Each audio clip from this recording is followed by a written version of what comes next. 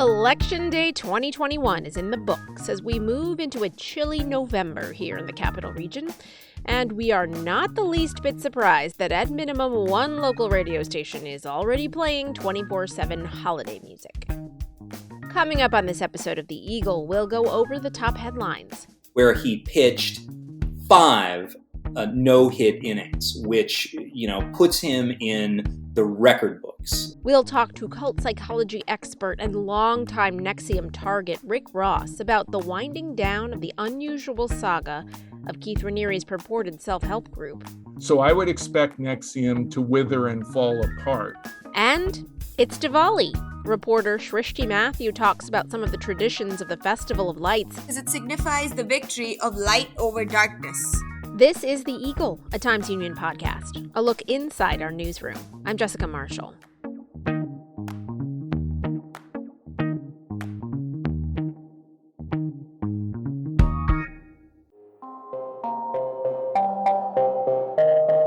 Hi, I'm Casey Seiler, editor of the Times Union.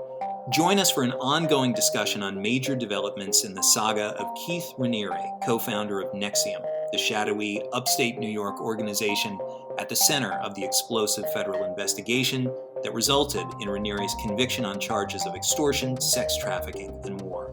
We talk to former members of NXIVM, discuss the latest news, and preview the likely next twists in this bizarre and disturbing story.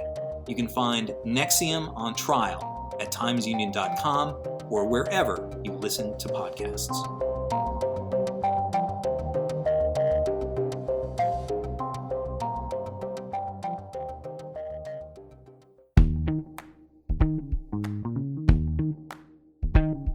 Welcome to The Eagle. I'm Jessica Marshall.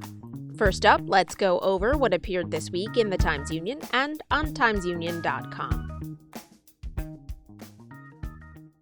All right, we're back again with Times Union editor-in-chief Casey Seiler. Let's talk about the top headlines this week, and most of those were election news. So there were 3 fairly contentious races in particular that we had kept our eyes on after Election Day, and that would be the races for Albany mayor, for Saratoga Springs mayor, and the Columbia County sheriff. So can you give us kind of a summary of how that all shook out?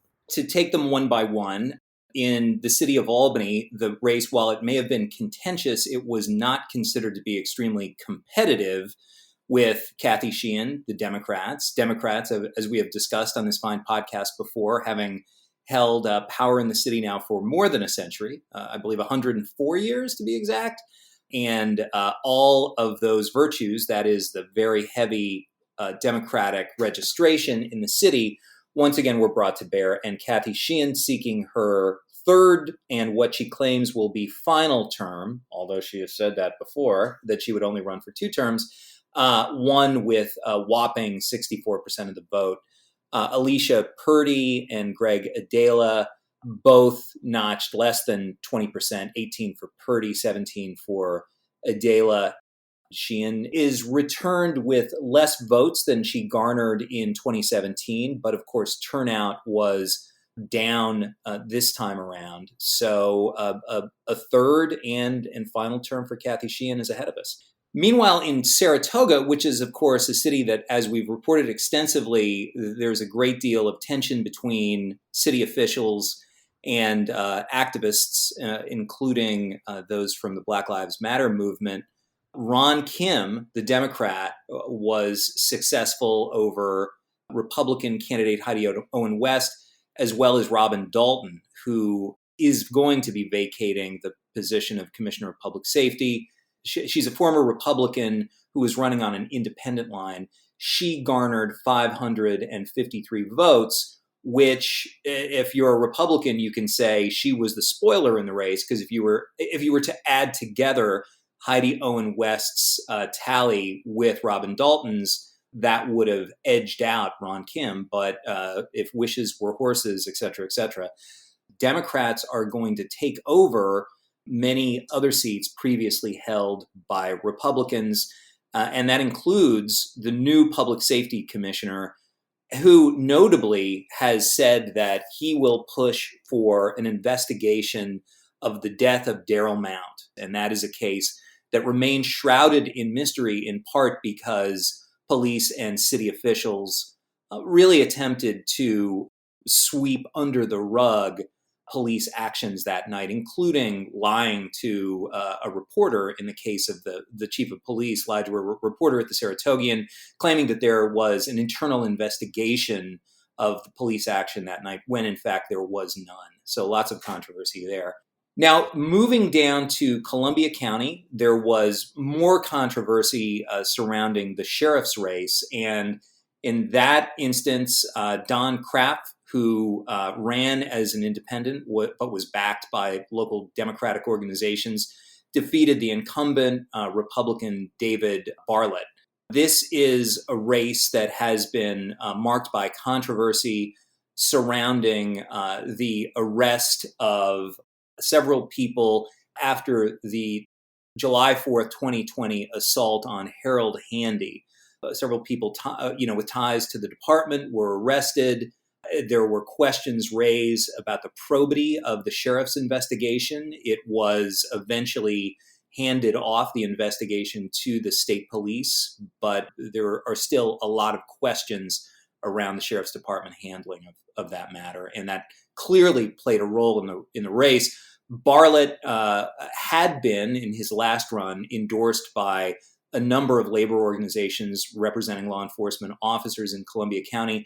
This time around, all of those groups sat on their hands, and that obviously hurt him. Well, big changes, it seems, in Saratoga Springs and in Columbia County. All right, let's move on. If you flipped the ballot over on Tuesday, you saw a number of ballot questions, perhaps more than usual. Can we go through what those questions were and how they turned out? The big one, which potentially is going to be the most life-changing, quite literally, for a lot of people, is what was known as the Green Amendment. And that was including in the state constitution a right to clean air, clean water, and a healthful environment.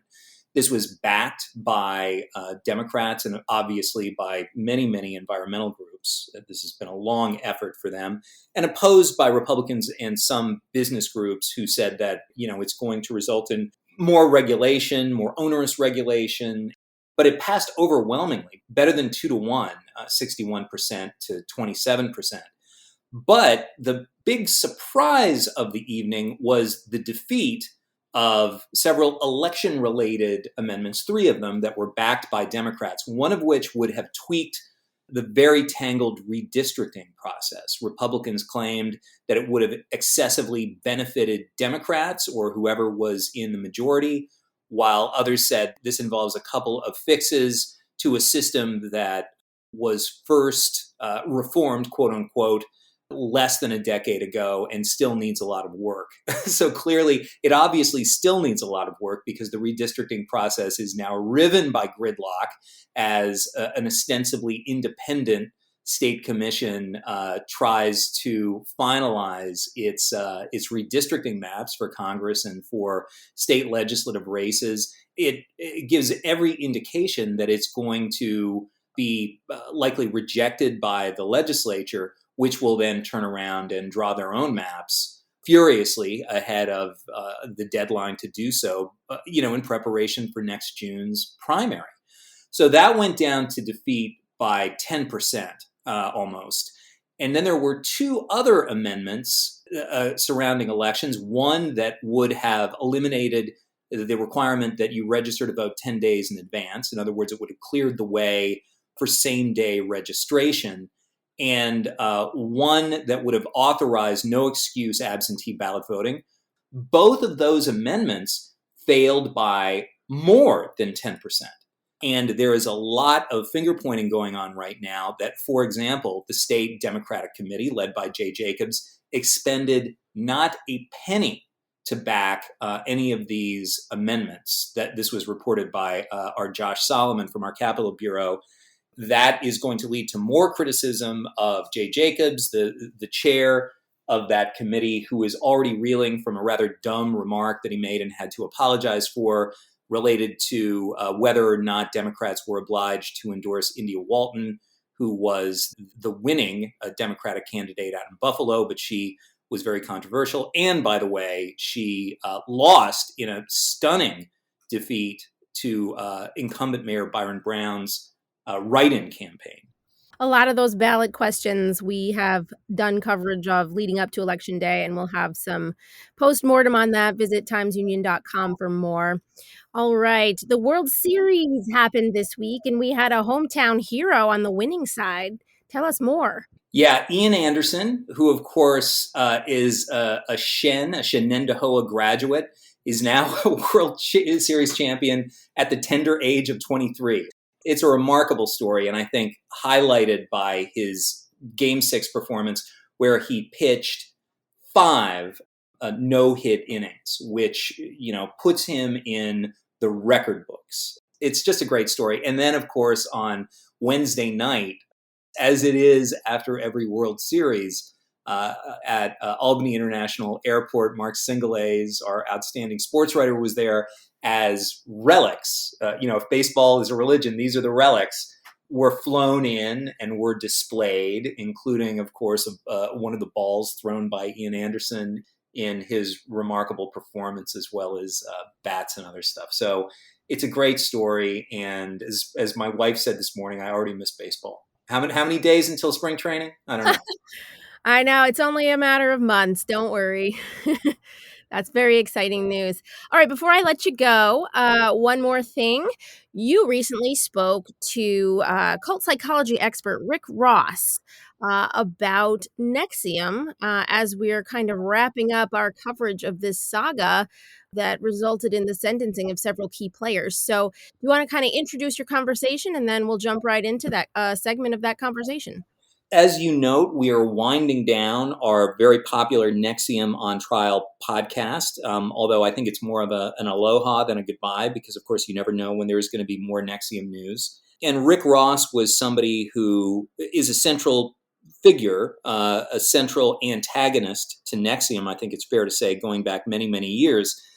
He was targeted by NXIVM, which claimed that he had swiped its intellectual property. He was fed into the NXIVM litigation machine for many, many years.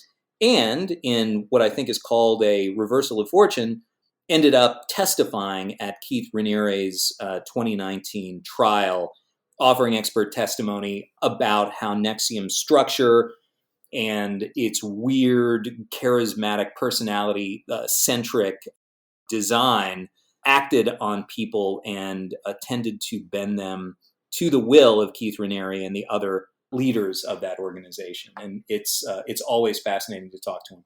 Absolutely. Now we're going to jump right in. Casey, thanks so much for joining me. We'll check back in with you on top headlines next week, but here is a portion of your conversation with Rick Ross. What has kind of struck you? I'm sure you've been following each of the sentencings in this case. We're now done with all of them. What struck you about the way that those sentencing sessions have gone?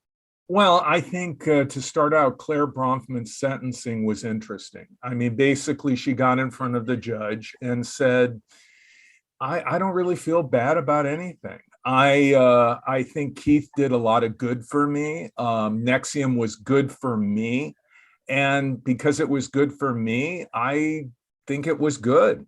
And so the judge took very little pity on her and sentenced her outside of the boundaries that were recommended by the prosecution. Claire Bronfman will be in prison probably for more than 6 years. Though with her resources, the money that she has from her father, from her trust, she probably will try to get it modified down. And of course, she's in a minimum facility, which we often call club fed. So even in her incarceration, she's not going to suffer as much as, let's say, Allison Mack, who was sentenced to less time, but probably is in maybe not such a great facility. Allison Mack got 3 years. I felt very little sympathy for either Claire Bronfman or Allison Mack. Claire Bronfman, because she was the means by which Keith Raniere was able to harass so many people, including me. I was sued for 14 years until the lawsuit was finally dismissed before he was arrested. And Claire Bronfman, in my opinion, she certainly was treated fairly in court. She could have honestly gotten even a longer sentence. Allison Mack certainly was treated fairly. And I would say that I had a great deal of sympathy for Lauren Salzman.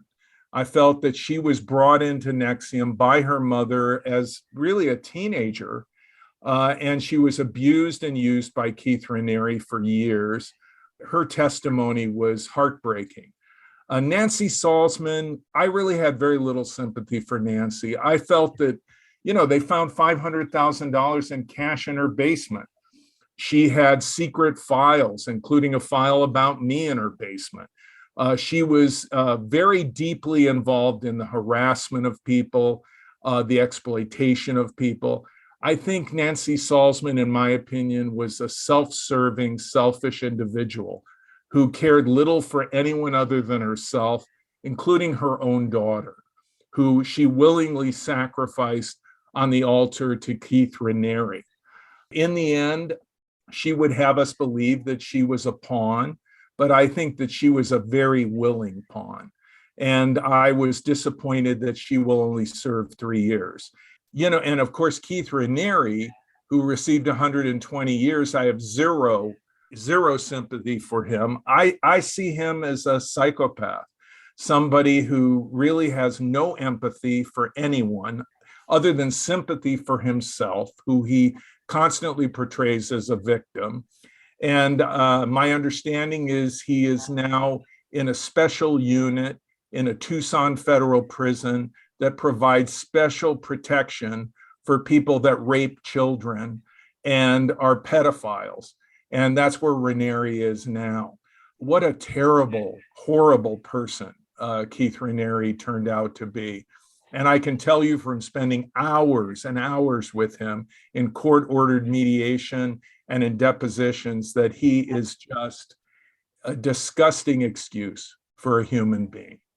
That said, there are, of course, many of those who escaped prosecution, that might be termed kind of NXIVM dead enders, including Nikki Klein and many others, including women who were in, DOS, the kind of the master slave organization within NXIVM that was essentially, set up and run by Raniere and Allison Mack.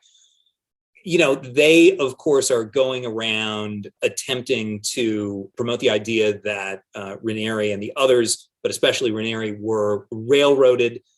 Based on what you've seen of these types of organizations when they do blow up, either from outside pressure or internal rancor, what does the future hold for these people? And what would you say of the prospects, the likelihood that NXIVM or something like it will be able to reconstitute itself with Raniere locked down in Tucson? Well, there have been rumors that there are people in Mexico that are trying to revive NXIVM and use the same exact script that NXIVM used to run its LGATs, its seminars. So, there is that so-called technology out there that Renery cobbled together. He copied Scientology, Ayn Rand, Amway, Landmark Education to create what he called his unique intellectual property or philosophy known as rational inquiry. But a ripoff, in other words. It was a ripoff, and which is ironic, Casey, because he sued me for trade secret violation and intellectual property violation. But at this juncture, I would say there are people that want to revive NXIVM. They want to keep it going because they've given their lives to NXIVM. I mean, Nikki Klein arguably sacrificed her career, gave everything, I don't know how much money, to NXIVM. And then there is one guy, I can't recall his name, who claims he was cured of Tourette's, who's now suing people for including him in a story or whatever. I believe he's suing over the India Oxenberg. Yeah, he's suing the people that put together the documentary Seduced, which, by the way, is an excellent documentary. And I work with India Oxenberg for that. And who knows where he's getting his money from? I mean, that's my question, is where is Claire Bronfman still giving money to people who she feels are doing her bidding, that are people still holding the torch for Keith Raniere and NXIVM? I think it's possible that Claire Bronfman is still doing that, or her sister Sarah Bronfman, who was never charged and who's been very low key, low profile during all of this. That is the criminal proceedings. So I think there's a desire by people to perpetuate NXIVM. Whether they have the funds or the ability to do so remains a question. I mean, I think that basically NXIVM is disintegrating, it's withering, because when a group's leader, a cult that has an absolute totalitarian leader like Renery, when that person is imprisoned or they die, typically the personality cult that they have created withers and falls apart. So I would expect NXIVM to wither and fall apart. Rick Ross, we really appreciate your taking the time. Thanks a lot, and all the best. Thank you, Casey. To hear more of Casey's interview with Rick Ross and more about the NXIVM saga, check out our sister podcast, NXIVM on Trial. It's available wherever you listen to podcasts. And as always, you can read more about all of the stories and issues that we discuss on this podcast at timesunion.com.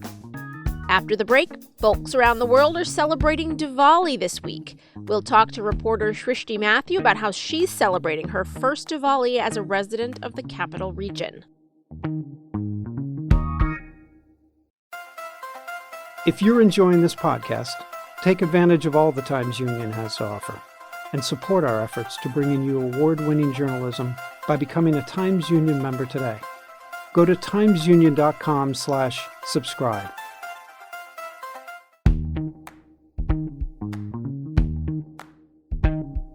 Welcome back. You're listening to The Eagle, a Times Union podcast. I'm Jessica Marshall. Every year between mid-October and mid-November, communities of Hindus, Jains, Sikhs, and Buddhists around the world celebrate Diwali. This year, Diwali fell on November 4th, so for many, this week has been a flurry of activities and festivities. Diwali is the festival of lights. It's the biggest holiday of the year in India. While it's celebrated in different ways and for different reasons across the world, many traditional celebrations involve the lighting of special clay lamps called deepas. Times Union reporter Shrishti Mathew is experiencing her first Diwali as a resident of the capital region, and I caught up with her to learn more about her plans to celebrate. Okay, so what is Diwali? What is typically celebrated? Broadly, it is the festival of lights. So we celebrate it by you clean out your entire home. People who renovate their homes have it done by Diwali, and you celebrate new beginnings and prosperity. And it comes, it's like co-joined with prayers to the goddess of prosperity and wealth. So it's significant for many people for that reason. And there's different reasons why it's celebrated across the country. For me personally, in our family, my grandmother, my mother's mother, told me that it was because the Hindu god Krishna defeated the demon Narkasura. And that's why we celebrate it. But there are other versions where there was a banished king, Ram, who was an avatar of the Hindu god Vishnu. And when he returned to his kingdom after spending 14 years banished in the forest, during which time his wife was kidnapped by a demon and he went out to defeat the demon. And by the time he came back, people lit lamps to welcome him home. That's quite a captivating tale right there.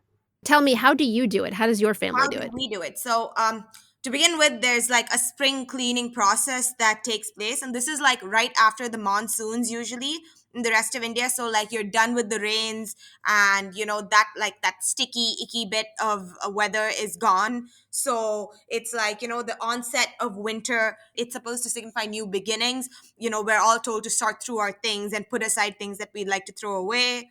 So that's how it begins, a week in advance.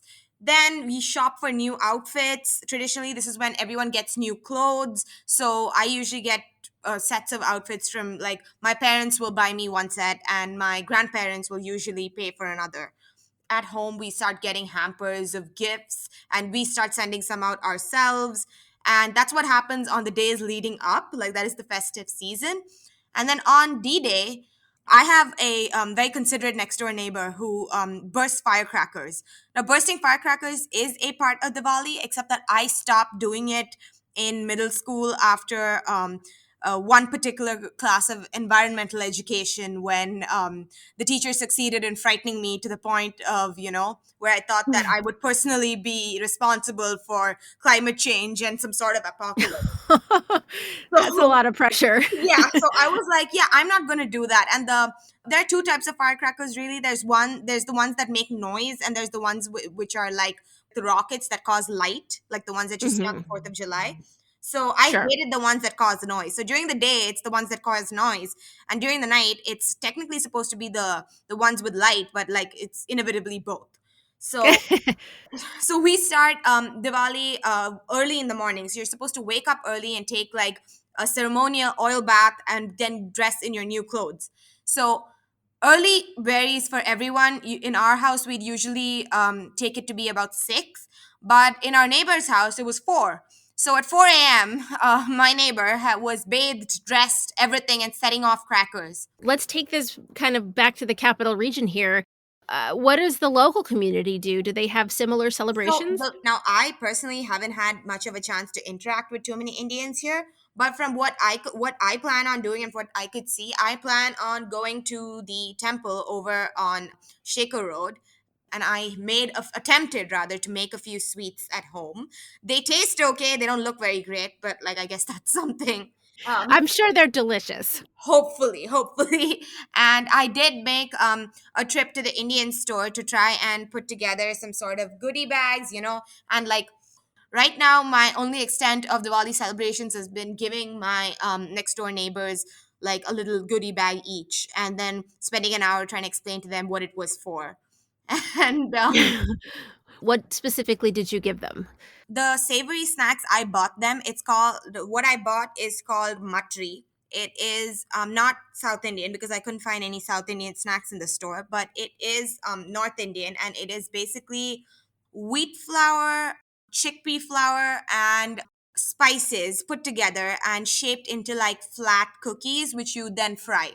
Ooh. Yeah, and people eat that with pickle, but I'm not serving it with pickle because Indian pickles are too spicy for the American palate. And I attempted to make kalakand, which is essentially thickened milk, but I found a shortcut using ricotta cheese and condensed milk. And to that, I added this. I don't know what to call it in English. Honestly, it's called Kyoda water in Hindi, and it's like a flavoring agent. It has a flavor similar to rose water. Back to your experience of Diwali, what is your favorite part about it? My favorite part about it is definitely the time around like right before lunch when we make phone calls and we speak and like just reconnecting with people from across the family, from across the world. Then in the evening we would all of course have to light the lamps, and I would love that too. In the evenings we would go to a party which was thrown by friends of my parents. It was just a lot of fun. It was just people talking, there's a lot of food, and it's just like a very joyful atmosphere. Can you talk more about the lamps and like Yes. what the significance of them are? Like I said, there was the story of Ram, the king who was banished. So when he returned to his kingdom, it was Amavasya, which means it was a new moon. So Mhm. because it was dark, and like of course back then they didn't really have street lamps. I mean, like we're talking I don't know how many centuries ago. But Mhm. because of that, people lit lamps to welcome him. It's also symbolic because it signifies the victory of light over darkness. So, like, I was talking to my mother yesterday, and she was saying that I know you can't really light lamps in your house, but please try to light at least one, like maybe a candle or something of the sort. Back home, they're called diyas, and they're clay lamps. Many people use ones with wax candles inside them, but traditionally, you would use a clay lamp, and you put Mhm. a cotton wick in that and pour in some oil and then light it. So that was like a whole process, and in hindsight, it was a really bad fire hazard. Because like we would be trailing around dressed in silk, which is so flammable, and like playing around with matches and oil and cotton, and like thankfully houses in India aren't made of wood, but Mm. but that's what we would do. So we would light it like around the gates of our house. We would put rows of lamps down the driveway. We would put it on the stairs leading up to the house, so on our porch steps, along our porch as well. And then we would put a lamp in each window. So you basically have your house as lit up as possible. And many families will actually get string lights, like a lot of them, and cover their houses in lights. Those look great, but my family was never into putting that sort of effort or dedication. And it's really pretty because like what I like doing now that I don't burst crackers anymore, and that I'm not really into it, is that I would usually go up to my terrace or to like a window upstairs and just like watch the city, like maybe after midnight or so, when everyone had finally stopped bursting crackers and gone to sleep and the haze kind of cleared a little bit, and I just like watch all these lights twinkle, and it just made me feel really nice. All right, that's it for this week. I'm Jessica Marshall. We wish everyone a happy and safe Diwali. We'll be back next week with another look inside the newsroom here at the Times-Union. In the meantime, check us out on Facebook, Twitter, YouTube, and Instagram, or head over to timesunion.com for the latest news and features.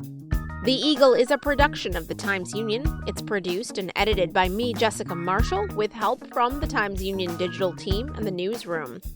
Special thanks this week to Casey Seiler and Shrishti Mathew for their contribution to this episode.